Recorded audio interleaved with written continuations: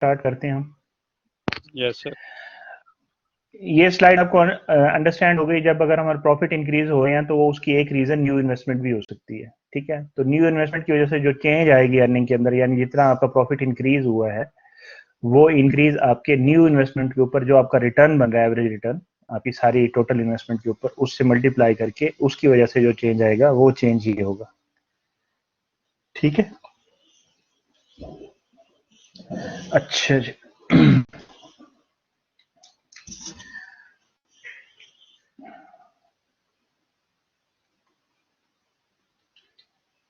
अच्छा जी, अब ये स्लाइड नहीं चल रही। अच्छा, इसको ऐसे करते हैं।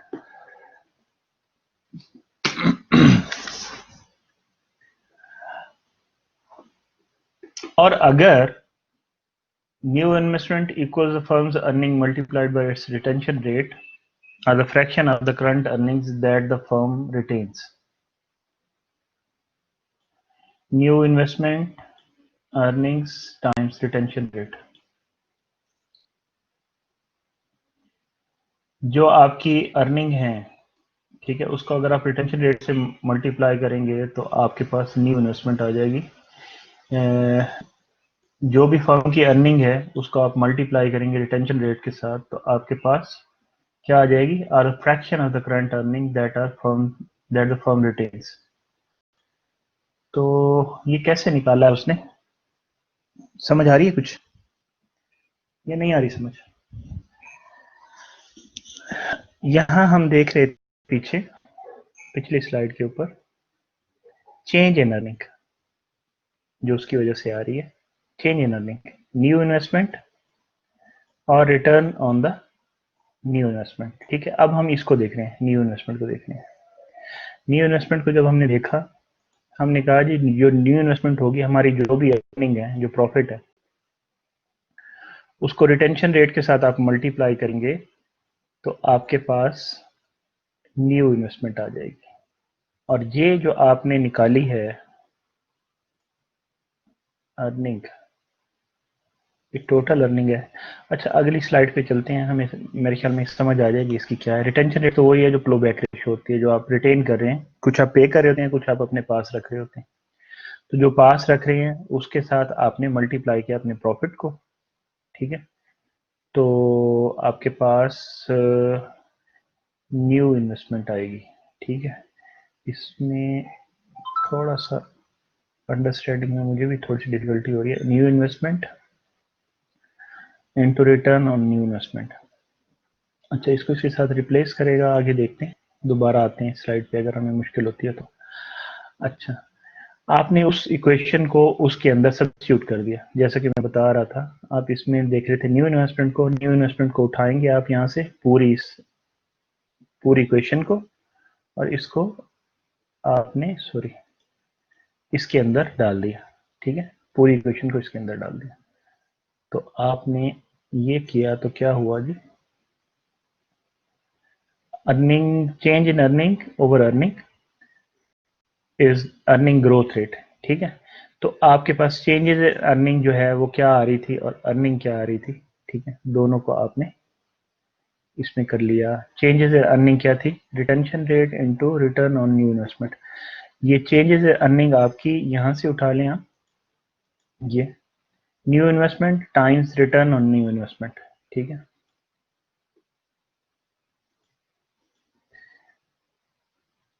Investment times return on new investment आपने यहां ऊपर लिख दिया इसके बराबर। ठीक है,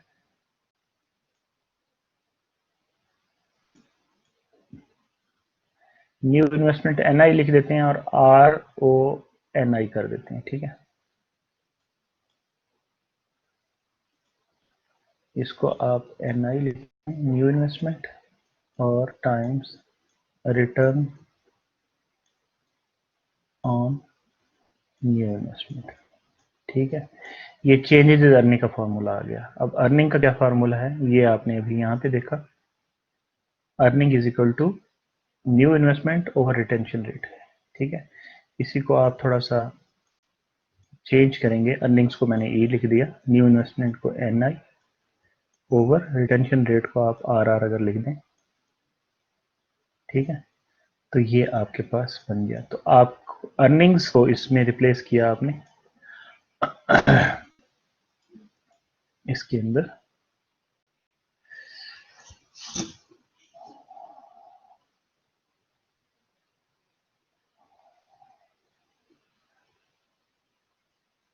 स्क्रीन थोड़ी सी हैंग हुई है। अच्छा जी,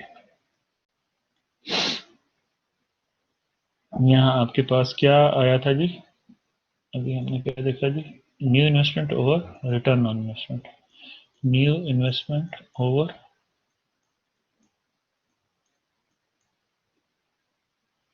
रिटेंशन रेट।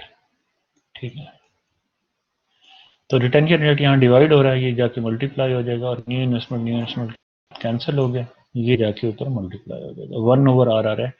तो ये रिटेंशन रेट था आपका, रिटेंशन रेट ऊपर चला गया और रिटर्न ऑन न्यू इन्वेस्टमेंट यहाँ पे आ गया। तो आपने सब्स्टिट्यूट कर दिया, और ये वैसे आपके जनरल फार्मूला है कि आपने ग्रोथ रेट अगर निकालना है अर्निंग का, तो आप कैसे निकालेंगे, चेंजेस अर्निंग, यानी जो पहले अर्निंग थी और न्यू अर्निंग थी, न्यू अर्निंग में से पहली अर्निंग को माइनस करेंगे तो आपकी चेंज इन अर्निंग आ जाएगी। तो नीचे आप उसको बेस के साथ डिवाइड कर देंगे तो आपके पास उसका रेट आ जाएगा। तो इसमें फिर आपने इसको रिप्लेस कर दिया, इसको रिप्लेस कर दिया, तो आप अर्निंग ग्रोथ रेट निकाल लिया आपने।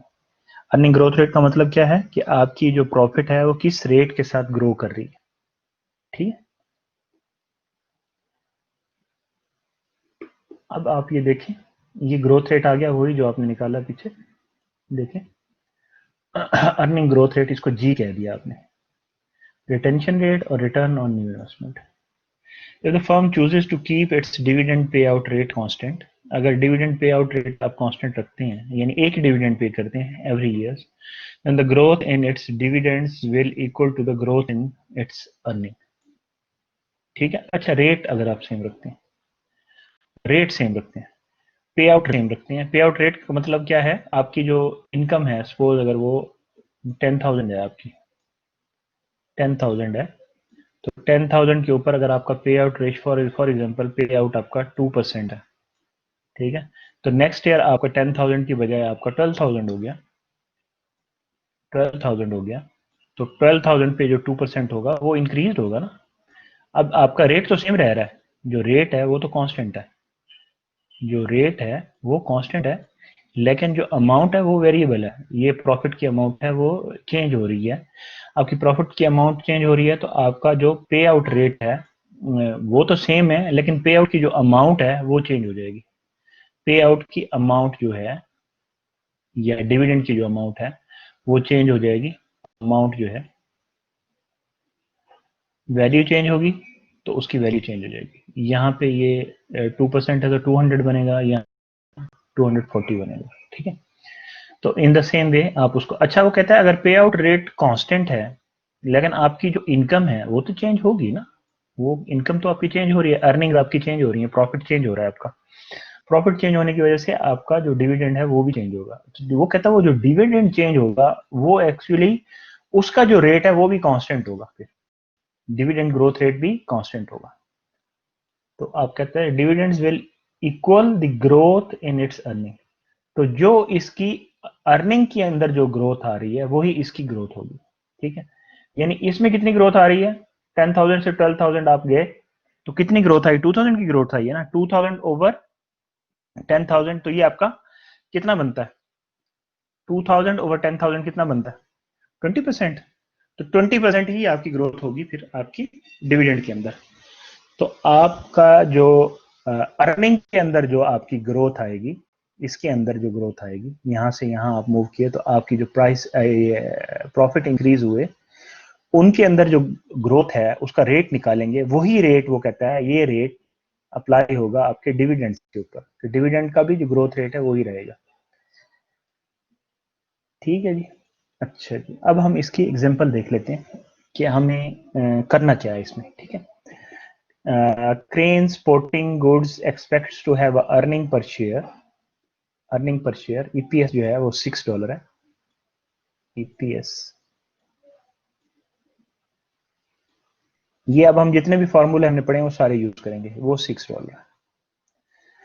In the coming year, next year के अंदर EPS ये रहेगा, rather than री invest these earnings and grow, जब आप री इन्वेस्ट करते हैं मतलब आप डिविडेंड नहीं देते, तो उसको हमने पढ़ा था पिछले लेक्चर के अंदर, हमने जिक्र किया था कि अगर आप डिविडेंड नहीं देते तो वो क्या होता है, वो वापस री इन्वेस्ट हो जाता है कंपनी के अंदर। पूरा का पूरा फ्लो बैक कर रहे हैं आप, पूरा का पूरा फ्लो बैक कर रहे हैं, तो you have more finances available, तो आपको मोर रिटर्न मिलेगा। आपकी कंपनी के पास ज्यादा फ्री कैश है ना, तो आपको, आप उसके साथ नए प्रोजेक्ट्स शुरू कर सकते हैं, या उनको उनको उनके लिए आप कोई नए आप अपॉर्चुनिटीज देख सकते हैं जहां आप उनको इन्वेस्ट करें, तो उससे आपके रिटर्न इंक्रीज करेंगे। जब आपके रिटर्न इंक्रीज करेंगे तो क्या होगा, आपकी कंपनी की जो वर्थ है वो इंक्रीज करेगी, ग्रो कर जाएगी। ठीक है, ये एक ये कॉन्सेप्ट है, इसकी एक थ्योरी भी है, वो आप जो नेक्स्ट कोर्स है फाइनेंशियल स्ट्रेटेजी एंड पॉलिसी, उसके अंदर आप देखेंगे। डिविडेंड पॉलिसी के अंदर हम अपना देखते हैं मुख्तलिफ थ्योरीज हैं, उनमें से एक थ्योरी ये है कि आप ग्रोथ की तरफ जाते हैं या आप पे आउट की तरफ जाते हैं, तो दोनों की डिफरेंट है, वो एक डिस्कशन है, डिफरेंट थ्योरीज है। उसमें एक थ्योरी ये है कि अगर आप पे नहीं करते, डिविडेंड नहीं पे करते, तो आप सारी की सारी प्रॉफिट को री इन्वेस्ट कर देते हैं कंपनी के अंदर, तो आपकी इन्वेस्टमेंट इंक्रीज कर जाती है। जब इन्वेस्टमेंट इंक्रीज करेगी तो आपके प्रॉफिट फर्दर इंक्रीज करेंगे, तो वो आपके प्रॉफिट फर्दर इंक्रीज करेंगे, तो हम कहते हैं कि आप ग्रोथ की तरफ जा रही है आपकी कंपनी। ठीक है, the firm plans to rather than reinvest these earnings and grow, वो कहता है री इन्वेस्ट करने के बजाय फर्म ने प्लान किया to pay out all of its earnings as dividend, यानी 100%। वो कहते हैं कि जी हम जो भी प्रॉफिट्स आएंगे हम दे देते हैं, हम जो भी प्रॉफिट्स आएंगे वो हम ओनर्स में डिवाइड कर देते हैं 100%, with these expectations of no growth. यानी ग्रोथ जीरो हो गई ना आपकी कंपनी, तो री इन्वेस्ट तो कर ही नहीं रहे आप, तो ग्रोथ कोई नहीं हो रही। Cranes current share price is $100, ये प्राइस की शेयर है आपकी। ठीक है, यानी इसको आप कह सकते हैं पी नॉट है, this is P not. Suppose Crane could cut its dividend pay out rate to 75% for the foreseeable future and use the retained earnings to open new store. ठीक है, अच्छा वो कहता है ये जो डॉलर $60 जो प्राइस है, ये उस सूरत में है जब ग्रोथ नहीं है। ठीक है, लेकिन इन द मीन वाइल जब ये $60 थी, तो कंपनी ने ये सोचा कि हम क्या करते हैं जी, हम 75% पे करते हैं जो प्रॉफिट्स का है, और 25% को प्लो बैक करते हैं। यानी पे आउट रेशियो उन्होंने कहा जी आपकी 75% हम कर देते हैं पे आउट रेशियो। ठीक है, 75% होगी, और हम क्या करेंगे, जो 25% हम फ्लो बैक करेंगे उससे हम क्या करेंगे, रिटेन अर्निंग से हम एक नए नए स्टोर्स खोलेंगे, ओपन न्यू स्टोर्स, नए स्टोर खोलेंगे, उससे जो पैसे हमारे पास बचेंगे। तो अब आपकी ग्रोथ की तरफ चली गई कंपनी। ठीक है ना, the return on its investment in these stores is expected to be, तो जो रिटर्न आपको, जो आप इन्वेस्टमेंट करेंगे नए स्टोर्स के अंदर, उससे आपकी जो रिटर्न होगा इन्वेस्टमेंट के ऊपर 12% होगा। ठीक है, return on investment will be 12%, यानी रिटर्न ऑन न्यू इन्वेस्टमेंट आप कह लें, रिटर्न ऑन न्यू इन्वेस्टमेंट, जिसमें मैंने RONI लिखा था, आप इसको RONI कह सकते होगा, 12% होगा। और आपका न्यू इन्वेस्टमेंट कितनी होगी, वो 25% होगी। ठीक है, 25% जो फ्लो बैक रेशियो है आपकी, जो रिटेंशन रेशियो है, 25% आपकी न्यू इन्वेस्टमेंट है आपकी। ठीक है, इफ वो किसकी है 25% आपकी, जो आपके प्रॉफिट्स होंगे उसकी, तो आपको पहले प्रॉफिट निकालने की जरूरत होगी। If you assume that the risk of these new investment is the same as the risk of its existing investment, यानी आपका जो रिटर्न है ऑलमोस्ट वो आप कहते हैं वो सेम हो, यानी रिस्क सेम है, जो इन्वेस्टमेंट्स हैं जो आपकी कंपनी चल रही है नो ग्रोथ के साथ अभी, तो उसकी उसके अंदर जो रिस्क है वही रिस्क रहेगा, सेम रहेगा। The firm's equity cost of capital unchange, तो आपका RE जो है वो भी अनचेंज रहेगा, यानी आपका रिटर्न जो है वो सेम रहेगा। What effect would the new policy have on Crane's stock price, तो अब नई स्टॉक प्राइस क्या होगी कंपनी की, ये इसकी नई स्टॉक प्राइस क्या होगी। सिनेरियो समझ आ गया आपको, मेरी आवाज आ रही है। जी सर। जी सर। जी सर, आवाज आ रही है। सिनेरियो अंडरस्टैंड कर लिया आपने? बिल्कुल। अच्छा जी, अब हम इसको देखते हैं, इसको प्लान कैसे करना है क्वेश्चन को।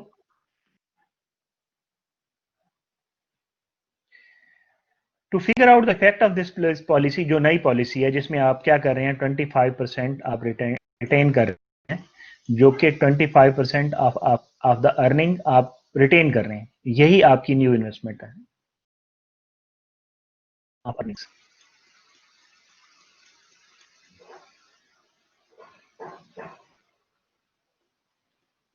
ये आपकी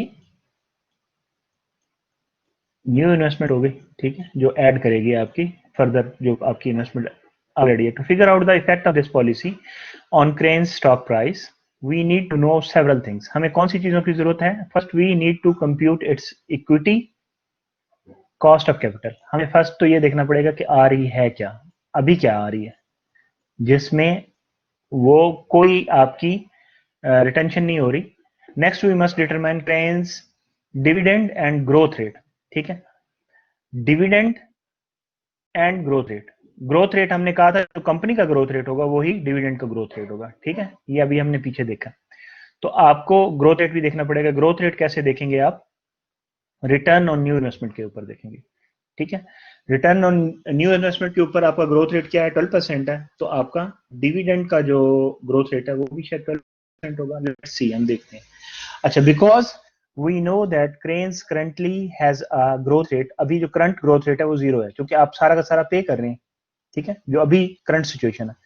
और dividend of $6 and at a price of 60, इसमें आप डिविडेंड दे रहे हैं $6 और इसमें आपकी स्टॉक प्राइस है 60।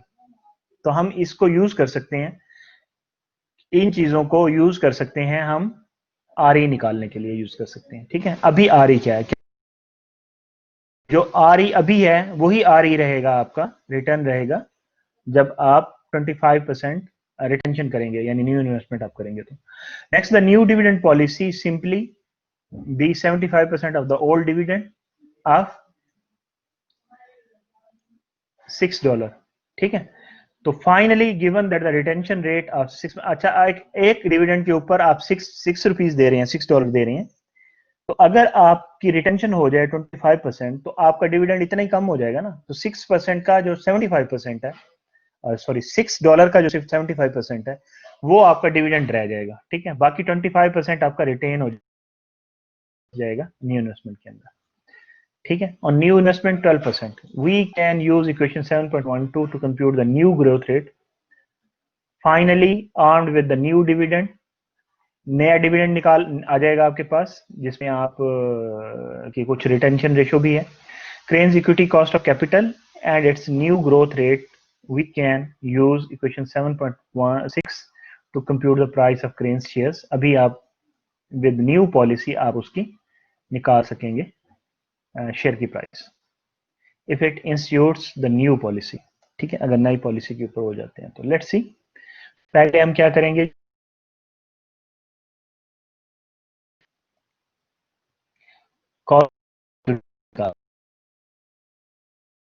कॉस्ट ऑफ इक्विटी के लिए हमारे पास जो वैल्यूज अवेलेबल हैं, डिविडेंड हमारे पास मौजूद, ये डिविडेंड 0% ग्रोथ रेट है, तो उसके हवाले से आपने वही फॉर्मूला यूज करना है, ग्रोथ वाला, ठीक है।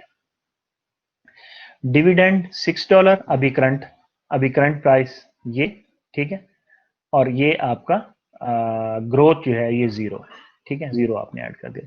ये कहां से लेके आया ये फार्मूला? ये फार्मूला हमने पढ़ा था, ये फार्मूला था P not is equal to P not g D1 over minus g. यहां से उसने इसको रीअरेंज करके यहां से उसने आर ई निकाल लिया। आर ई आपके पास 10%, ठीक है, 0.10, 10% आ गया आपके पास। In other words, to justify Crane stock price under this its current policy, the expected return of other stocks in the market with equal risk must be 10%। 10% आ गया, ठीक है, आपका आर ई आ गया। सर आई थिंक ये previous वाले फॉर्मूले में नेक्स्ट हम क्या करेंगे,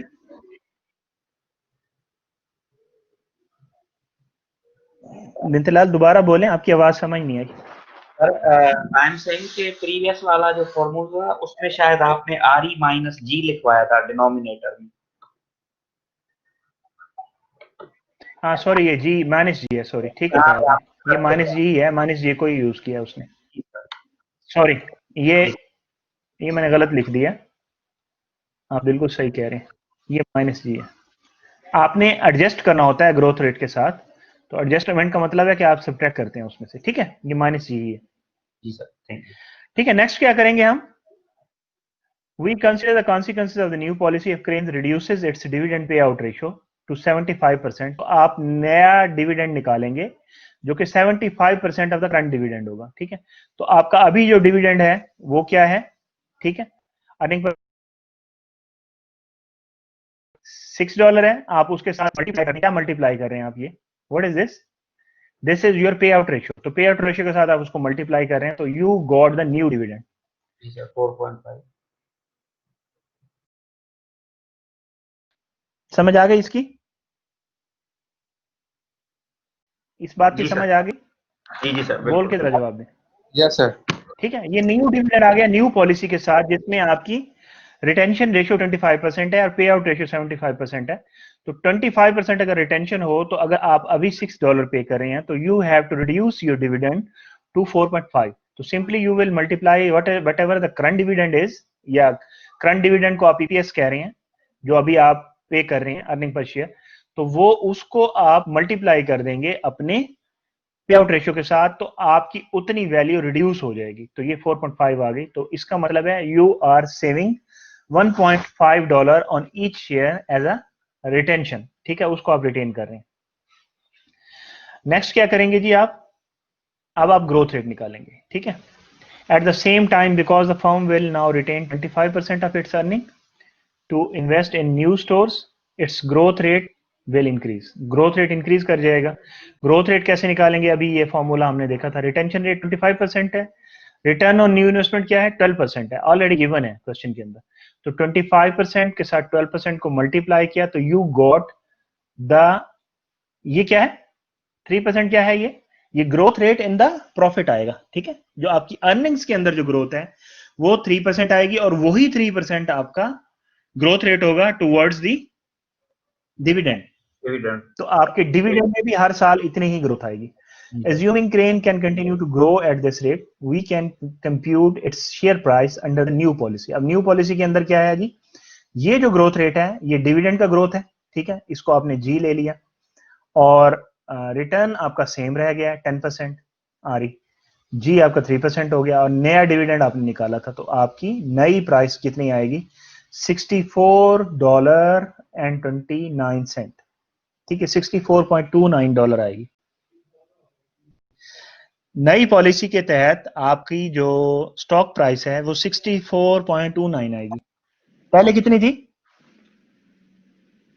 $60। पहले कितनी थी, $60 थी। तो कोई इसके ऊपर कमेंट करेंगे कि क्यों वैल्यू चेंज हो गई इसकी, सर ग्रोथ की वजह से एडजस्ट हो गई ना उसमें। ग्रोथ की वजह से, पहले वाले में बिल्कुल ग्रोथ बिल्कुल, जीरो थी, ग्रोथ हो रही है। हाँ, जिसमें ग्रोथ जीरो थी उसमें आपके जो आपकी जो स्टॉक प्राइस है वो भी स्टेगनेंट ही रहेगी, जी sir. Likely to be stagnant. Sir earning growth rate का फॉर्मूला दोबारा बता दें। जी, रिटेंशन रेट आपका कितना है जी, नई पॉलिसी के अंदर 25% रिटेंशन रेट है, ऐसे ही है ना। नई Yes, पॉलिसी में आप कह रहे हैं कि आप पे आउट कर रहे हैं 75%, तो आप इसका मतलब रिटेन कितना कर रहे हैं, बाकी का कर रहे हैं ना, 100 माइनस 75, 25 आप रिटेन कर रहे हैं। साथ थोड़ा सा बता भी दें, समझ आ रही है। yes sir, yes sir. नहीं नहीं, जिन्होंने क्वेश्चन, जिसने कुछ क्वेश्चन पूछा वही बताए ना, 25% रिटेंशन रेट की समझ आ गई कि क्या क्या हो रहा है ये। जी सर, आ गई समझ। पहले आप अगर सपोज $100 थे तो आप 100 का 100 दे रहे थे, ठीक, अब आप 100 नहीं दे रहे, अब आप 75 दे रहे हैं, 25 आप अपने पास रख रहे हैं। अब बेसिकली 100 दे रहे थे, 6 दे रहे थे, ठीक है, और तो 6 से आप उसी हिसाब से देखेंगे 100 के हिसाब से, तो अब आप 4.5 देंगे, तो बाकी 1.5 कहाँ जा रहा है, बाकी 1.5 आप सेव कर रहे हैं, वो 1.5 कितने परसेंट है? वो 25% है। तो आपका 25% रिटेंशन में जा रहा है। और जो रिटर्न है नए इन्वेस्टमेंट की, वो उसने क्वेश्चन के अंदर ही मेंशन कर दी थी कि 12% होगी, कि आपके न्यू स्टोर्स के ऊपर जो आपकी रिटर्न होगी वो आपकी 12% होगी। तो आपने रिटेंशन रेट को मल्टीप्लाई कर दिया रिटर्न और न्यू इन्वेस्टमेंट के साथ, तो आपके पास ग्रोथ रेट आ गई। यही फॉर्मूला हमने पीछे देखा था, ये रिटेंशन रेट, रिटर्न और न्यू इन्वेस्टमेंट। तो आपकी जो नई के ऊपर जो रिटर्न है इंडिपेंडेंटली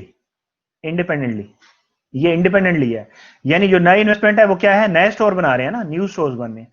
तो न्यू स्टोर्स के ऊपर जो आपको रिटर्न रहेगी वो कितनी रहेगी? न्यू स्टोर्स के ऊपर आपकी रिटर्न होगी 12%। 12% न्यू स्टोर्स के ऊपर रिटर्न 12% होगी। तो एग्जिस्टिंग क्या है?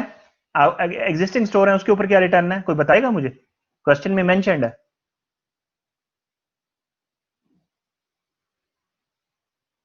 नहीं समझ आई क्वेश्चन? जो एग्जिस्टिंग सिनेरियो है उसके अंदर आपकी रिटर्न कितनी है? एग्जिस्टिंग में 10% है भाई, 20%. 10% है एग्जिस्टिंग में। बताया नहीं उसने?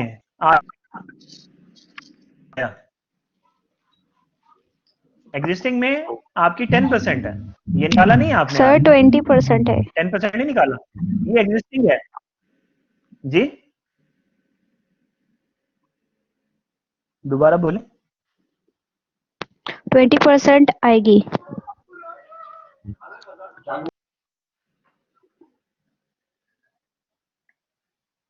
आपकी एग्जिस्टिंग तो 10% है ना, 12% आपकी नई इन्वेस्टमेंट पे है, यानी आपने जो नई इन्वेस्टमेंट की वो उस पर 12% है। और जो पुरानी इन्वेस्टमेंट थी, जो नए एक्चुअली आपके स्टोर्स चल रहे थे, उसके ऊपर आपकी इन्वेस्टमेंट, आपकी रिटर्न कितनी थी? यहां देखें, क्वेश्चन के अंदर देखें, 12%। ये आपका ईपीएस था, जी ये आपकी स्टॉक प्राइस थी, ठीक है। तो आपका 10% रिटर्न मिल रहा था इसके ऊपर। जी सर। यहाँ पे 10% था, क्योंकि आपने आर इसका निकाला है ना अभी, ये आपने आर निकाला है, तो आपकी एग्जिस्टिंग 10% थी। तो अभी नई के ऊपर क्या है वो उसने खुद बता दिया, 12%। नई के ऊपर उसने कहा कि 12% होगी, ये देखें 12% होगी। तो अब आपने जब इसको कैलकुलेट किया तो यहां पे आपने ग्रोथ रेट में उसको यूज किया, आप उसको इक्वलाइज कर रहे हैं, ठीक है। तो वो 3% आपका बन गया ग्रोथ रेट, इसके साथ रिटेंशन के साथ। तो इसको आपने फिर इसके साथ एडजस्ट किया, तो आपकी वैल्यू क्या हो गई? इंक्रीज हो गई। अगर ये 10% पे रहती तो फिर तो 60% थी ना। तो you are adjusting for 3% growth. तो 3% ग्रोथ की वजह से आपकी जो स्टॉक प्राइस है $60 से रेस करके 64.29 पे चली जाएगी। आई होप समझ आ गई होगी आपको। अच्छा जी, आगे इसकी इवैल्यूएशन दे रहा होगा, इसी को बता रहा होगा। Should rise from 60 to 60.29 if the company cuts its dividends in order to increase its investment and growth by using its earning to invest in projects that offer। वो नए प्रोजेक्ट्स की इन्वेस्टमेंट के अंदर बात जो कर रहा है उसका रेट ऑफ रिटर्न 12% है, ठीक है। Greater than it's equity cost, देखें वही बात कर रहा है। इफ यू सी, जो हमने अभी देखी है वही इससे ज्यादा है, 10% से ज्यादा है। तो इससे ज्यादा होने की वजह से यहां 10% है और ये 12% हुआ, तो इसने इसको एडजस्ट किया यहां पे आके, ठीक है। तो crane has created value for its share holders. तो अब जो शेयर लेगा उसे ये होगा कि यार कुछ मिल रहा है, कुछ ग्रो कर रहा है।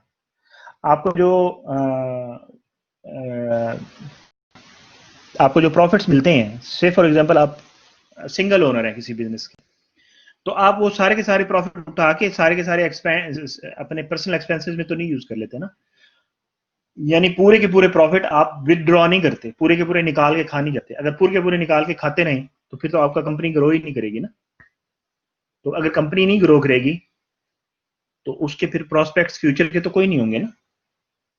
इन द सेम वे, अगर आप उसको ओनरशिप को लेके जाएं कॉर्पोरेट की ओनरशिप के अंदर, तो आपके पास एक शेयर की प्राइस है, तो आप किस में इन्वेस्ट करेंगे? आप देखेंगे कि यार मुझे जो कुछ खाने के लिए भी मिल जाए और कुछ इन्वेस्ट भी होता रहे, तो वो उसको आप वो कह रहे हैं जॉब क्रिएट करें, ठीक। तो ये वैल्यू क्रिएशन हो जाएगी उसकी, राइट जी। क्लियर जी, आगे बढ़े। आगे एक और प्रॉब्लम है इसी तरह का, इसमें हम इसको सिर्फ एनालाइज कर लेते हैं, आपने इसको खुद करना है। Lingfeld manufacturing expects to have earning per share 1.8, ये ईपीएस हो गया उसका, एग्जिस्टिंग ईपीएस इसका ये हो गया, ठीक है। In the coming year rather than reinvest these earnings and grow, the firm plans to pay out all its earning as a dividend. With these expectations of no growth, Langfield's current share price is $24. तो question तो आया नहीं अभी तक, question शायद आगे होगा। तो ये अभी सिनेरियो उसने बताया। हाँ, क्वेश्चन आ गया। Suppose Langfield could cut its dividend payout to 50%। कितना पे कर रहा था जी? 1.8, तो हाफ हो जाएगा इसका, 0.90 आपका डिविडेंड बन जाएगा। तो for the foreseeable future and use retain earning to open an additional factory, तो रिटर्न, अब ये एडिशनल फैक्ट्री जो लगा रहा है इसका रिटर्न कितना है? 15% है। If you assume that the risk of the new factory is the same as the risk of the existing factory, then the firm's cost of capital is unchange. तो आपका आरई जो है वो कहता है वो सेम रहेगा, ठीक है, जबकि ग्रोथ बढ़ जाएगी। व्हाट इफेक्ट पॉलिसी है स्टॉक प्राइस, नहीं स्टॉक प्राइस बिल्कुल सेम तरह का क्वेश्चन है। You can do it by yourself, मैं इसको सिर्फ पास कर देता हूं जल्दी से, ठीक है। पहले हम क्या करेंगे, विद जीरो ग्रोथ आप उसका रिटर्न निकाल लेंगे, आरई निकालेंगे उसी फॉर्मूले से जैसे पहले निकाला था। फिर आरई निकाल के आपने क्या करना है, फिर आपने आपको रिटेंशन रेट का तो पता है, ये आपका पे आउट है, तो रिटेंशन कितना होगा इसमें? रिटेंशन कितना होगा इसमें? 50% सर, क्योंकि पे आउट 50% ही रिटेंशन होगा, 50% रिटेंशन, 50% रिटेंशन है, तो आप ग्रोथ निकाल लेंगे। 50% रिटेंशन है, आपका जो न्यू इन्वेस्टमेंट के ऊपर जो आपका रिटर्न है वो 15% है, तो 0.5 मल्टीप्लाइड बाय 0.15, तो आपका पास ग्रोथ रेट आ जाएगा। ग्रोथ रेट आ गया आपके पास, तो you can find the new stock price, ठीक है, इन द सेम वे। अब ये आ गया आपके सामने ये प्लानिंग, तो खैर मैं इसको छोड़ देता हूँ, आप देख लीजिएगा खुद, ये कैलकुलेशंस आ गए, ठीक है। ये देखें 0% ग्रोथ रेट है, अभी आप डिविडेंड पे कर रहे हैं सर 1.8, इसने राउंड कर दिया, उसे राउंड कर दिया, 2 कर दिया इसको, ठीक है। हाँ, राउंड कर दिया। हम देखते हैं इसने क्यों राउंड किया इसको, प्लानिंग के अंदर क्या कहा है उसने।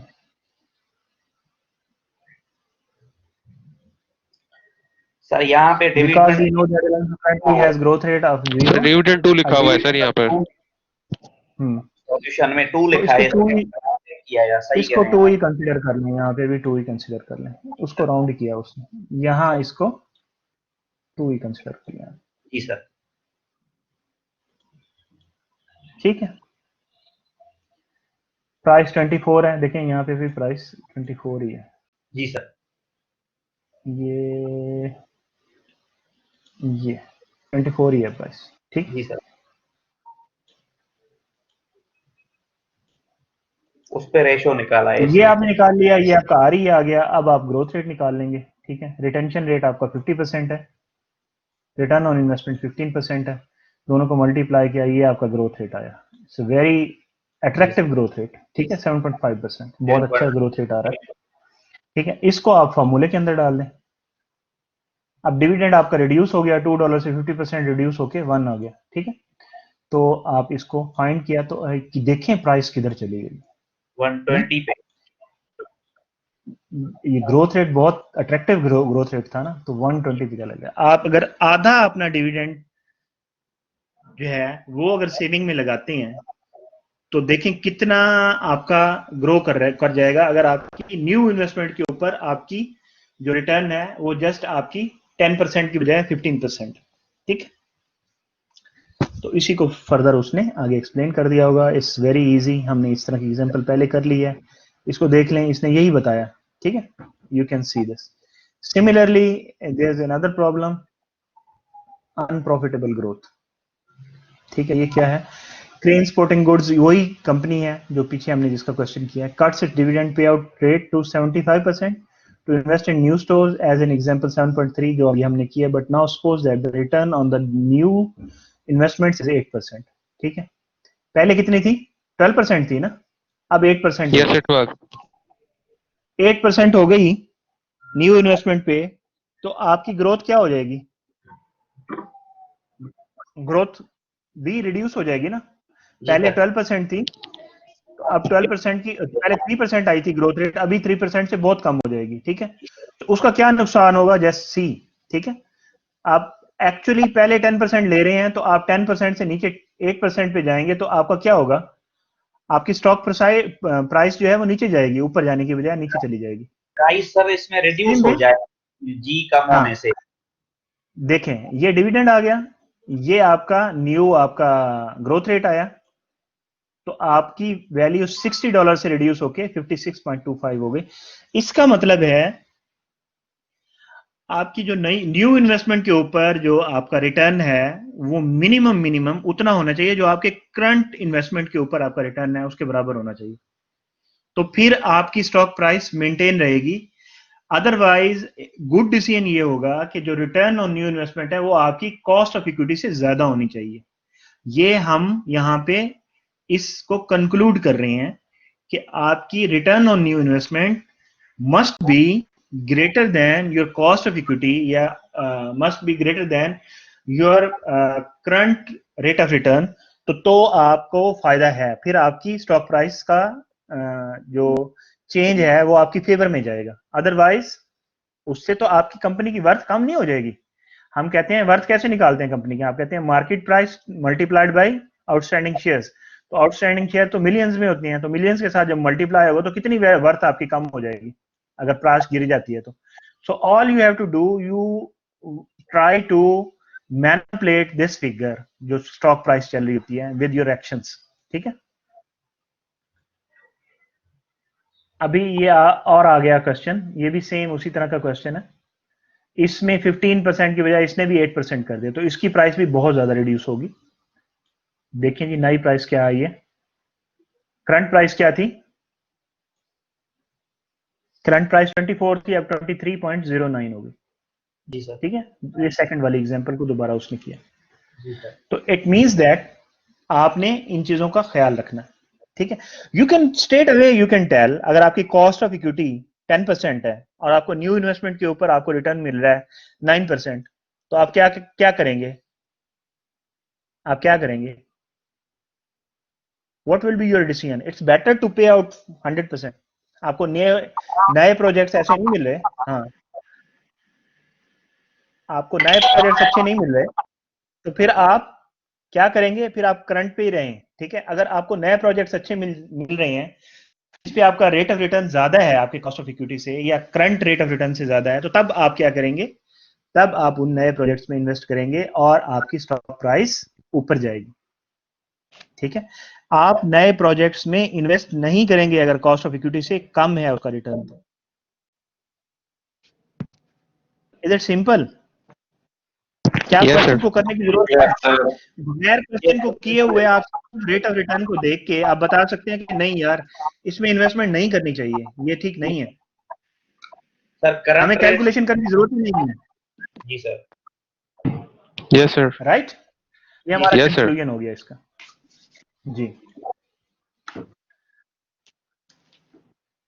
अब ये ग्रोथ रेट चेंज हो रहा है, ठीक है। If the firm is expected to grow at a long term rate G after year n+1 then form the constant dividend growth model। यानी वो कहता है जी पहले साल ग्रोथ है जी 2% फर्स्ट ईयर में, सेकंड ईयर जी उसकी ग्रोथ है जी 3%, ठीक है। फोर्थ ईयर जी उसकी ग्रोथ है से फॉर एग्जांपल 4%, ठीक है। और फिर फिफ्थ ईयर उसकी ग्रोथ है फ्रॉम फिफ्थ ईयर ऑनवर्ड उसकी ग्रोथ आप कहते हैं जी ये अब वो कांस्टेंट हो गई जी 5% पे। तो इस सूरत में क्या होगा कि पहले ग्रेजुअल इंक्रीज हो रही है ग्रोथ के अंदर और फिर कहीं एक ग्रोथ के ऊपर कांस्टेंट हो गए वो, तो उसको कैसे करेंगे? इन दैट केस देखें, if the firm is expected to grow at a long term rate जी, ठीक है, after year n+1 then form the constant dividend growth model. तो आपका डिविडेंड ग्रोथ मॉडल ये बनेगा, ठीक है। ये आपका देखें, ये आप प्रेजेंट वैल्यू निकाल रहे हैं एट पीरियड n, ठीक है। इन द सेम वे जैसे आप पहले लिखते थे, यहां आप पी नॉट लिखते थे, यहां आप लिखते थे D1, T1 लिखते थे ना, तो D1 का मतलब क्या था, 0+1 ना, 0 जी प्लस सर। 1 था। अगर इसको 0 की बजाय n कर दें, जी इसको n कर दें, same same thing, notation change हो गई। ये प्रेजेंट आज की थी, तो ये n किसी टाइम में हो सकता है, ठीक है, तो इसमें आपका n+1 आ जाएगा। तो डिविडेंड आपका एक पीरियड बाद का होता है, जिसमें आप वैल्यू निकाल रहे हैं, उससे एक पीरियड बाद का डिविडेंड है आपका, और आपने उसको डिवाइड किया हुआ है, सेम फॉर्मूला है, ठीक है। उसकी नोटेशन उसने थोड़ी चेंज कर दी हुई है। इंस्टेड आज की डेट में चेक करने की बजाय आप उसको एन पे चेक करें, ठीक है। लेट्स सी, इसका प्रॉब्लम देखते हैं, विल बी क्लियर फर्दर कि हम इसको इंप्लीमेंट किस तरह से करेंगे। Small fry incorporation has just invented a potato chip, ठीक है, that looks and taste like a French fry, ठीक है, फ्रेंच फ्राई की तरह उसका टेस्ट है, पोटैटो चिप है, ठीक है। Given the phenomenal market response, यानी बहुत अच्छा रिस्पॉन्स है उसका, ये फिनोमिनल कहते हैं बहुत बड़ा रिस्पॉन्स है, phenomenal market response to this product, small fry reinvesting all of its earnings to expand its operation, ठीक है। Reinvest all of its earning का क्या मतलब है कि रिटेंशन रेशियो 100% हो गई, आप पे कर ही नहीं रहे, पे कर ही नहीं रहे, ठीक है, हाँ, you are paying no dividend.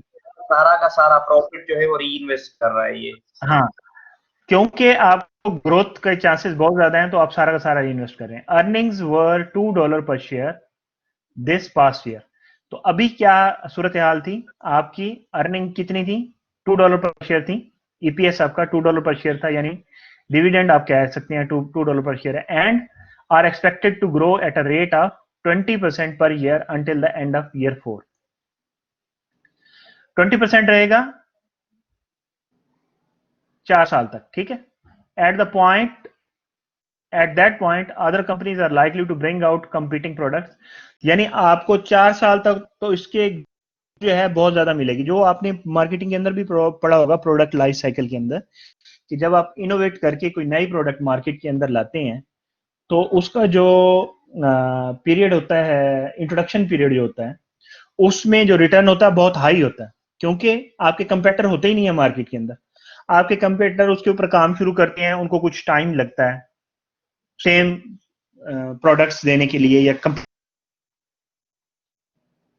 तो जब उनकी कंपेटिटिव प्रोडक्ट्स आती हैं मार्केट के अंदर, तो फिर उसकी प्राइस एडजस्ट होने शुरू कर देती है, मार्केट फिनोमिनन की वजह से ना, मार्केट डिटरमिन करती है उसकी प्राइस को, यानी एक से ज्यादा प्रोडक्ट्स हैं, तो फिर कस्टमर क्या होता है, स्विच करता है दूसरी प्रोडक्ट्स के ऊपर, तो फिर उसका ग्रोथ कम होता है, ठीक है, फिर वो एक मेच्योरिटी लेवल पे पहुंचता है आहिस्ता आहिस्ता, ठीक है।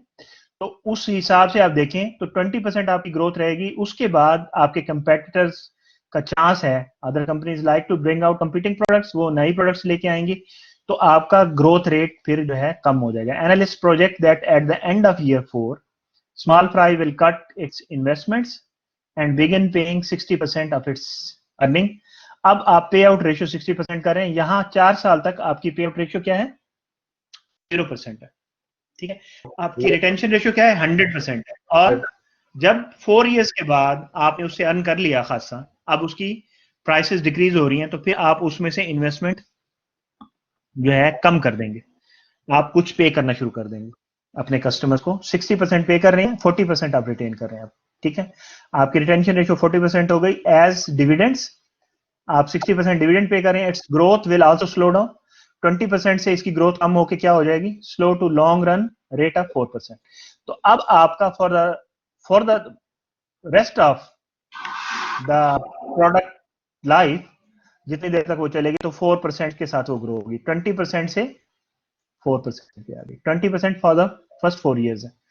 मैंने आपको डिफरेंट ईयर्स का दिया था, यहाँ ये है कि आपका एक मेंटेन रह रहा है कुछ टाइम के लिए, कुछ ईयर्स के लिए, उसके बाद एक फिर नए रेट के ऊपर जाके वो एडजस्ट हो रहा है। Small price equity cost of capital is 8%,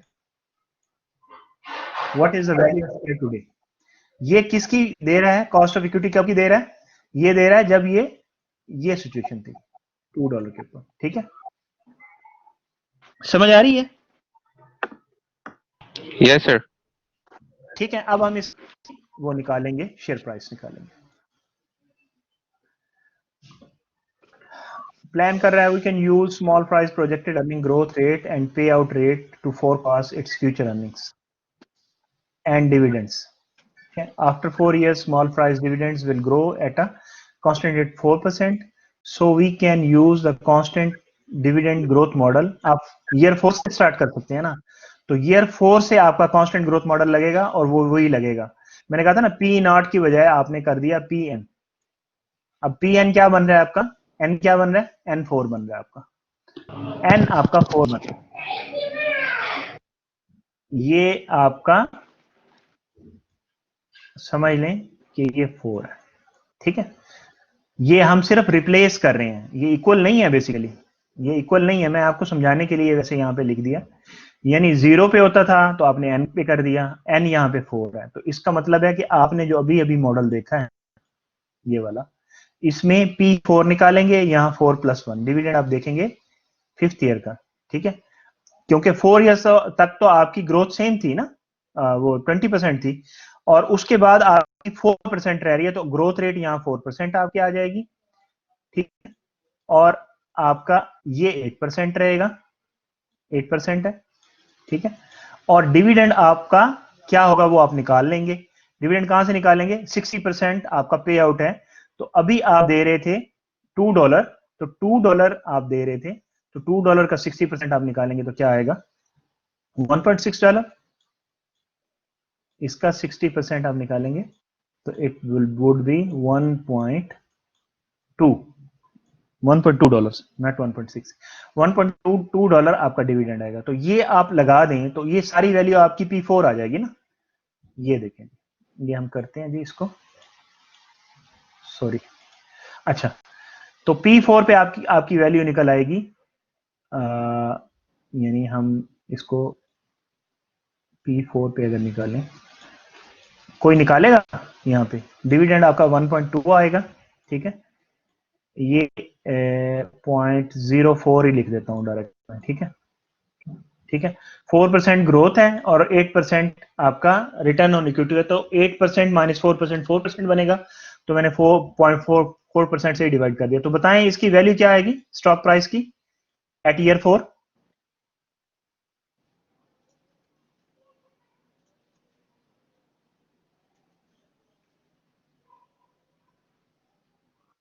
thirty आ रही है सर। 30 आ गया, ठीक है जी। अब अगर ये 30 है, यहाँ पे स्टॉक प्राइस यहाँ पे P4 30 है, तो आपने करना क्या है जी, we can use this constant dividend growth model 7.13 वही to value all dividends after that point. Finally we can pull everything together with the dividend discount model, ठीक है। फिर हम इसको क्या करेंगे, इसको आप डिस्काउंट कर सकते हैं, P0 पे डिस्काउंट कर सकते हैं, ये ईयर 4 पे है ना, इसको और कितना डिस्काउंट करेंगे आप सर इसको कितना डिस्काउंट करेंगे, 4 पे करेंगे, और आपका 3 years. वही रहेगा, ठीक है। तो आपका ये उसने टेबल बना के दे दिया आगे, जी सर, ठीक है। 0 पे 2 है, ठीक है, और ईयर 4 के ऊपर आपका अर्निंग पर शेयर, अच्छा, EPS growth earning, the following spreadsheet project small fry earnings and dividends. यहाँ डिविडेंड्स निकाले हैं उसने, खाली स्टॉक प्राइस नहीं निकाली, ठीक है। सर यहाँ पे तो ग्रोथ 20%, 20%, 20%, 20%, इसके ऊपर 20% लगाया आपने तो ये 2.4 हो गया, इसके ऊपर 20% लगाया तो 2.88 हो गया, सिंपल लगा रहा है, ठीक है। इसके ऊपर लगाया 3.46 हो गया, इसके ऊपर लगाया तो ये हो गया, ठीक है। और इसके ऊपर आपने 4% लगाया तो 4.31 हो गया। हाँ, हमने गलत कर दिया ना, हमने गलत कर दिया, वो ग्रो करता हुआ आ रहा था, तो आपका ईपीएस ये बन गया, ठीक है। और ये फिर 4% आपका इसके साथ, इसके बाद ईयर 5 से ऑनवर्ड जो है ये 4% ही चल रहा है। तो डिविडेंड यहाँ पे आप पहले 4 साल के अंदर 4 से ऑनवर्ड चल रहा है, 5 से ये ऑनवर्ड नहीं, 0 है, 4 से ऑनवर्ड चल रहा है 4% ईपीएस। हाँ जी, तो 60%, 60%, 60%, ये इसमें हमने सिनेरियो को अंडरस्टैंड करने में कुछ थोड़ी सी मेंशन में मिस्टेक की है। ये 0 पे है, हम इसको दोबारा देखें ये क्या बता रहा था यहाँ पे प्रॉब्लम के अंदर। Expected to grow at 20%. Small fry reinvesting all of its earning to expand its operations this past year and are expected to grow at the rate of 20% per year until the end of 4 years. At that point, other companies are likely to bring out competing products and other projects that at the end of year 4, Small Fry will cut its investments and begin paying 60% of its earning as dividend. Year 4 पे देना शुरू करेगा ना, at the end of year 4, यानी year 5 में देना शुरू करेगा। तो यहाँ पे टेबल के अंदर तो वो ईयर 3 से देना शुरू कर रहा है डिविडेंड। सर हाँ, एंड ऑफ ईयर मिस्टेक है। हाँ, यहाँ पे भी 0 रहना चाहिए, यहाँ पे भी 0 रहना चाहिए, यहाँ से 60% की होगा। जी सर। इसको थोड़ा रीएडजस्ट कर लीजिएगा इसी टेबल को, जी ये कैलकुलेशन दुरुस्त नहीं लग रही, ठीक है। जी। तो ये आपके डिविडेंड आ गए। आपने फाइंड क्या करना था, क्वेश्चन क्या था आपका, value of the share today, आज क्या वैल्यू हो गया शेयर की, ठीक है। तो उसने ये सारी चीजें निकाली इसलिए हैं कि हमें फॉर्मूले के अंदर ये इन चीजों की जरूरत पड़ेगी। अच्छा, अब इसने यही वैल्यूज यूज की होंगी, जबकि हमें नई वैल्यूज को यूज करना पड़ेगा, जो अभी मैं बता रहा हूँ आपको। तो आपकी जो डिविडेंड है 4th ईयर में, वो आपका 2.49 है। हमने 4 लिया, वो लिया था 2 लिया था, 2 लिया था। ईयर 4 के ऊपर सर आपका डिविडेंड जो है, सर उसका 2 का तो हमने 60% लिया है 1.2 न्यूमरेटर में। हाँ नहीं, ये यहाँ पे ले रहे हैं ना, तो यहाँ की वैल्यूज उठाएंगे ना, यहाँ की वैल्यूज उठाएंगे। जी सर। 2.49, 2.49, 2.59, ये देखें, ये 2.49 है, डिविडेंड 2.49 है इसका यहाँ पे, लेकिन ये रॉन्ग है, ये गलत है। ये रॉन्ग है। हाँ, ये रॉन्ग है क्योंकि इसने कैलकुलेशन सही नहीं की हुई, इसकी कैलकुलेशन को ठीक करना पड़ेगा। आप जरा बुक में भी देख लीजिएगा, बुक है आपके पास ये वाली, बुक के अंदर सॉल्व होगी एग्जांपल, शायद कुछ फर्दर डिटेल हो उसकी। तो आप ये देखें, यहाँ पे जो भी वैल्यू होगी उस वैल्यू को उठाएंगे आप, और ये आपका डिविडेंड पे हो रहा है, और ये तो ये आपकी बन रही है P3 के ऊपर वैल्यू बन रही है। हाँ, ये P3 पे लिखा हुआ है, P4 पे नहीं है, P3 पे है, क्योंकि P4 से आपका डिविडेंड कांस्टेंट हो रहा है ना, कांस्टेंट ग्रोथ आ रही है उसके अंदर। ईयर 4 से कांस्टेंट ग्रोथ आ रही है, तो उससे एक पीरियड पीछे आपने निकालना है। मैंने आपको P4 पे निकलवाया, P3 पे निकलेगा, ये P3+1 है, ठीक है, N+1। तो डिविडेंड 4 का है, और डिविडेंड 4 का उसके लिए आपने ये सारी ये की है, ये सारा काम इसी के लिए किया है, ठीक है। तो आपने ये करके, तो फिर आपने ये देखें, ये अलग अलग, क्योंकि इसमें आपका डिफरेंट है ना, इसमें वैल्यूज डिफरेंट आ रही हैं डिविडेंड की। इसके बाद आपकी सेम वैल्यू आ रही है, ये आपने ऑलरेडी निकाल ली उसके साथ, मॉडल के साथ, कांस्टेंट ग्रोथ मॉडल के साथ P3 निकाला। इसको आपने डिस्काउंट किया 3 सालों के लिए, इसको भी 3 सालों के लिए किया, जो तीसरे साल का डिविडेंड है, और जो दूसरे साल का डिविडेंड है उसको 2 साल के लिए आपने डिस्काउंट बैक किया, और at the end of first year जो मिलेगा उसको आपने डिस्काउंट बैक किया 1 ईयर के ऊपर। तो सबको डिस्काउंट बैक करके आपने जो वैल्यू निकाली, दैट इज 49.42। तो ये आपकी प्राइस आ गई स्टॉक की, अभी क्या होगी, ठीक है जी सर। Is that okay?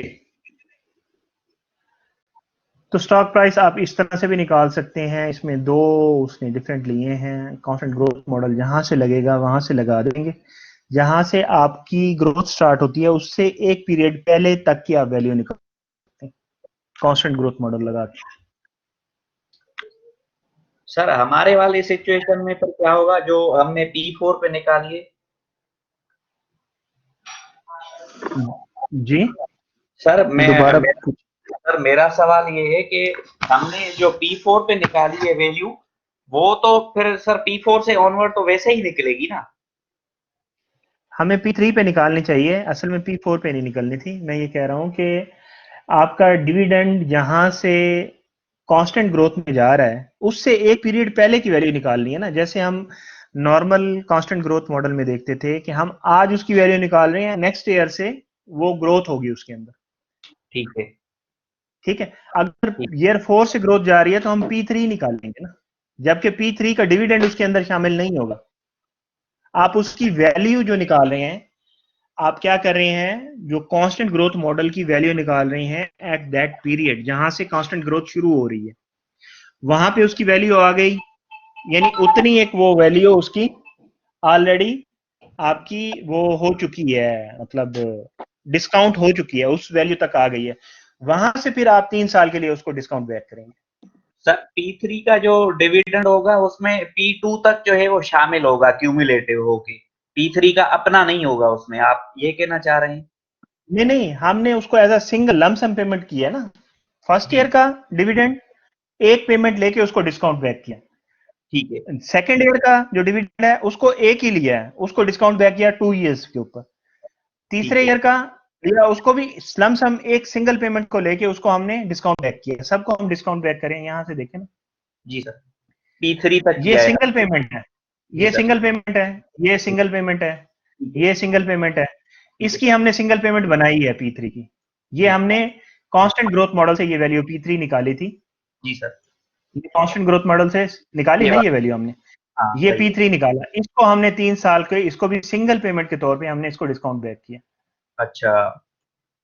ठीक है, ठीक है। सबको सिंगल सिंगल करके किया है। और अगर क्योंकि हम वैल्यू P0 निकालना चाहते हैं, आज निकालना चाहते हैं, तो जी सर। सबको डिस्काउंट बैक किया, इस वैल्यू को, इस वैल्यू को, इस वैल्यू को और इस वैल्यू को, सबको हमने डिस्काउंट बैक किया है। आज वैल्यू निकाली, इन सब की प्रेजेंट वैल्यू निकाली, तो आपके पास इसकी प्रेजेंट वैल्यू ये आ गई। ठीक है। ठीक है, ठीक इस है। तरह की और एग्जांपल भी होगी आगे, देखते हैं। और एग्जांपल भी है, इसी तरह की एग्जांपल है, इसको भी आप देख सकते हैं। इसको हम जरा देखते हैं, इसमें क्या उसने कहा है। Annie Bell Incorporated has just invented hot dog taco combo. यार ये एक चेन थी कराची के अंदर, क्या उसका नाम था, अब पता नहीं है या नहीं, आप मुझे बताएं। ये उसका नाम था टाको, टाको करके कुछ नाम था। ये टाको जो है, ये मेरे ख्याल में मैक्सिकन जो है फूड है, मैक्सिकन फूड है। टाको बेल भी है, टाको बेल के शायद नाम से है, I think so. Annie Bell Incorporate Taco Bell के नाम से।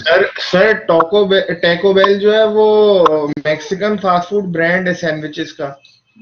जी जी, ये उसी की बात कर रहा है। ये है जी जी। अभी इधर कराची में? नहीं सर, यहाँ से क्लोजअप हो चुका है अब। अच्छा अच्छा अच्छा। When I was doing my MBA, तो मैंने फास्ट फूड्स के ऊपर एक रिपोर्ट लिखी थी, तो उसमें मैंने कराची विजिट किया था, तो तब मैंने ये ना इसको देखा था, टाको टाको बेल, टाको बेल। एक और भी था नाचो नाना, टाको बेल, नाचो नाना, और इस तरह की बहुत सारी फास्ट फूड थी। ये मैं आपको 20-25 साल पहले की बात बता रहा हूँ। उस वक्त कराची में ये इनकी सर अब ब्रांचेस तो थी। KFC और मैकडोनल्ड ही है। हाँ नहीं, वो अपना बर्गर किंग भी है ना, बर्गर किंग है, और कौन सा है, मैक्सिकन, जी, मैक्सिकन बर्गर क्या नाम, किंग है, बर्गर किंग अच्छा नहीं है। सबवे है। जी सर, एक्चुअली ये मैक्सिकन फूड्स की जो सर ये फ्रेंचाइजीज थी, ये सारी क्लिफ्टन साइड पे थी। बर्गर किंग भी पहले पाकिस्तान आके 94-95 में वापसी जा चुका था, फिर ये दोबारा आया, यहाँ पे लॉन्च हुआ है, रीलॉन्चिंग हुई है इधर। इसी तरह से और भी बहुत सारी हैं जो कि इतनी ज्यादा सक्सेसफुल नहीं है। इस तरह नहीं, से एक वन क्लिफ्टन के पोटैटो टू अलावा पोटैटो नॉर्थ भी थी नाजमाबाद एक। की साइड है ब्रांच बर्गर किंग की। तो ये बात आ गई, तो चलो मुझे याद आ गया, टाको टाको बेल, टाको बेल था ना। तो मैक्सिकन खाने जो है बहुत ज़्यादा स्पाइसी होते हैं उनकी। यहाँ जो होती है ना, ये आपकी क्या कहते हैं, चिलीज होती हैं, बहुत डिफरेंट टाइप्स की वो कल्टीवेट करते हैं चिलीज को ना, मैक्सिकन। तो मैक्सिकन्स भी स्पाइस लवर हैं, तो वो स्पाइस खाने खाते हैं, तो उनके खानों में स्पाइस बहुत ज्यादा होती है और डिफरेंट किस्म की स्पाइस होती है। अच्छा, given the phenomenal market response same into this product, Annibale is reinvesting all of its earning to expand its operation. Same वही सिनेरियो उसने दिया हुआ है। Earnings were $5 per share this past year, तो ये EPS उसका दिया हुआ है।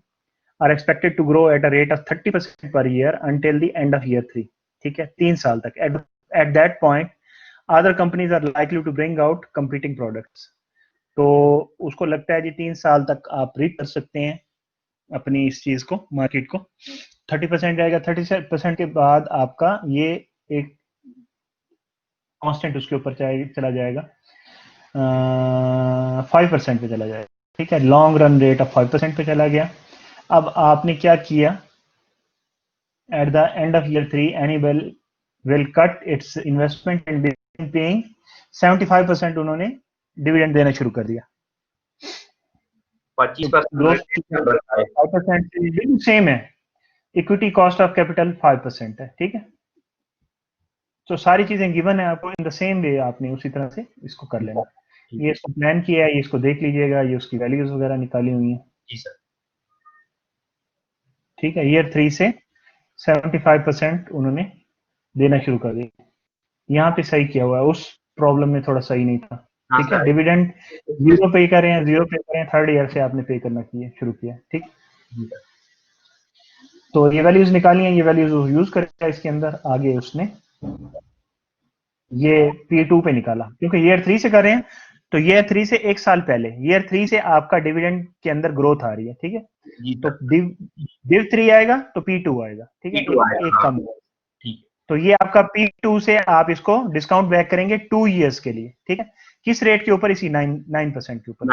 आगे देखिए, और बाकी आपके डिविडेंड जो निकाले हैं आपने, लेकिन ये लाइक आपने जो ईयर 1 पे और ईयर 2 पे जो आपने निकाले हैं डिविडेंड, इधर गया, ईयर 1 का जो डिविडेंड है वो, ईयर 2 का डिविडेंड है वो, उसको आपने डिस्काउंट बैक करना है उसी रेट के ऊपर। उसको उसने सेपरेटली लिखा नहीं है वहां पे, ये यहाँ बस लिख दिया। ठीक है, यहाँ तो डिविडेंड 0 है, यहाँ भी डिविडेंड 0 है। ठीक है,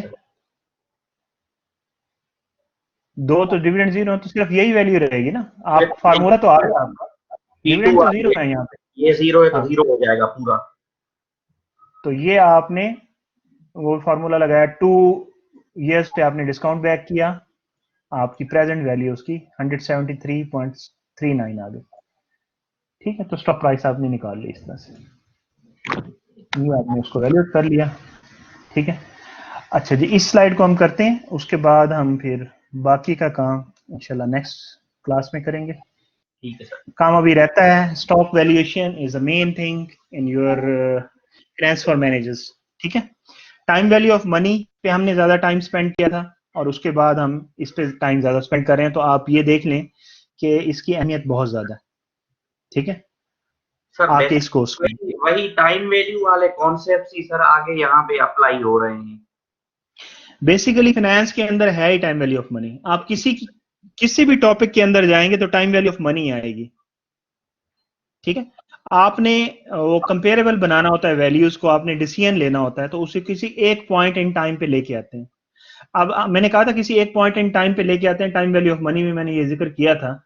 अब आप देखें, आपका ग्रोथ मॉडल जहां पे लग रहा है वहां पे जाके लगा रहे हैं, और फिर उसको डिस्काउंट बैक करें। वो ईयर 2 पे लग रहा है, ईयर 3 पे लग रहा है, ईयर 4 पे लग रहा है, ईयर 10 पे लग रहा है, फिर उसको आपकी जो लमसम वैल्यू आपकी वहां पे बनी, उसको आपने डिस्काउंट बैक किया P0 के ऊपर। तो आपका ग्रोथ का फॉर्मूला किसी भी टाइम इन अपना पॉइंट इन टाइम के अंदर आप उसको लगा के उसकी वैल्यू निकाल लेते हैं। ठीक है, value drivers and dividend discount model. The dividend discount model includes an implicit forecast of the firm's profitability, which is discounted back at the firm's equity cost of capital. ये वही बात बता रहा है। ठीक है, ये जो हम कर रहे हैं, ये हमने क्या रेट लगाया, RE कॉस्ट ऑफ इक्विटी का लगाया ना, तो इसी चीज को वो बता रहा है। तो आप क्या करते हैं, उसको वो कहते हैं कि firms equity cost of capital के ऊपर आप उसको डिस्काउंट करते हैं। ठीक है, इसी के ऊपर आप उसको डिस्काउंट करते हैं। 9% था तो 9% पे किया, 10% था तो 10 पे किया, 8 था तो 8 पे किया। तो जो भी कॉस्ट ऑफ इक्विटी होती है उसी के ऊपर आप उसको डिस्काउंट करते हैं, यही आपका डिस्काउंट रेट बन जाता है जो आपको लेके आता है पीछे।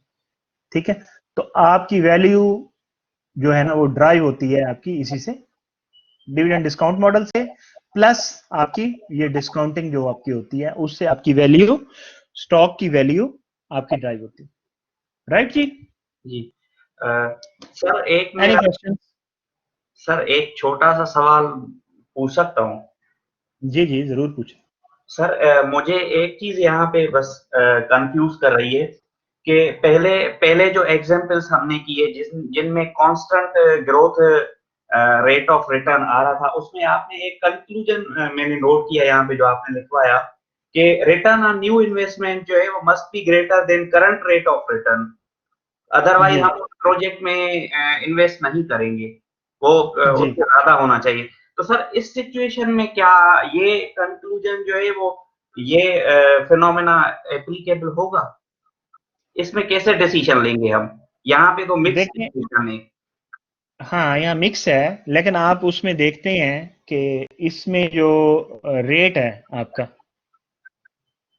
रेट ऑफ रिटर्न जो है आपका कुछ पीरियड में बहुत ही ज्यादा है, फिनोमिनल है ना, जी सर। 20%, 30%, तो बहुत अच्छा रिटर्न है ना।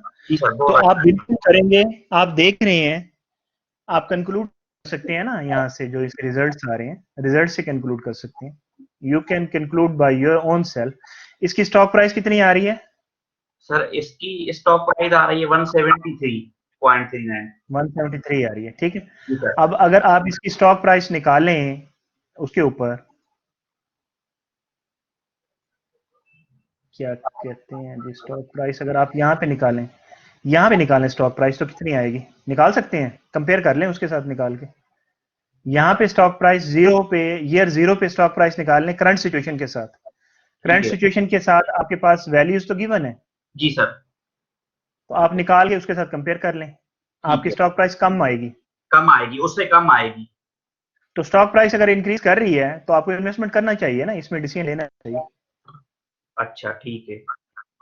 और अगर स्टॉक प्राइस डिक्रीज करती है किसी से, तो आप उससे कंक्लूड कर रहे थे ना, पीछे भी तो हमने कंक्लूजन ही बनाया था ना उसका। जी sir. In the same way you can conclude. और फिर ये है, अच्छा। मतलब मैंने आपको इसके साथ example the product life cycle की, जो जी आपने सर। मार्केटिंग में पढ़ा था। जी जी सर। प्रोडक्ट लाइफ साइकिल में भी आप कहते हैं जब आप इनोवेट करते हैं तो वो आपका रीपिंग जो है ना पीरियड होता है, उसमें आपने हार्वेस्ट करने होते हैं प्रॉफिट, जी सर। एक्स्ट्रा प्रॉफिट्स आपको मिलते हैं। आपकी जो प्राइस होती है उसमें प्रीमियम बहुत ज्यादा होता है इनिशियल स्टेज पे।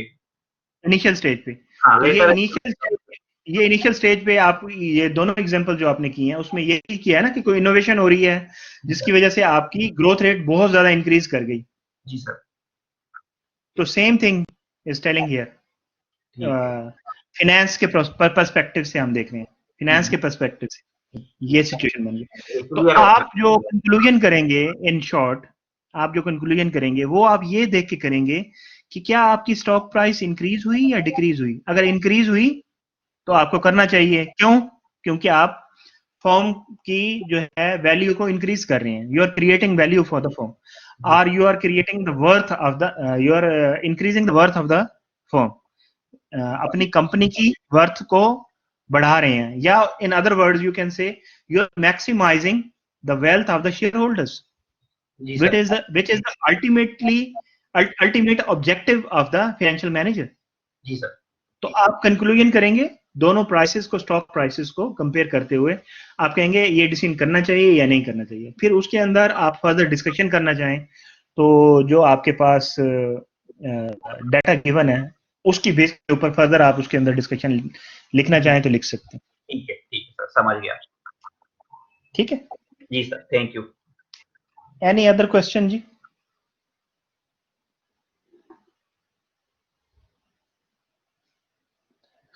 No question? आप कहें क्वेश्चन ना पूछना तो हमारा वो बन गया ना, क्या कहते हैं,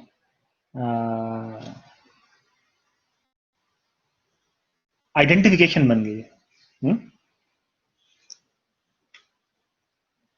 अच्छा जी, ठीक है जी, टेक केयर।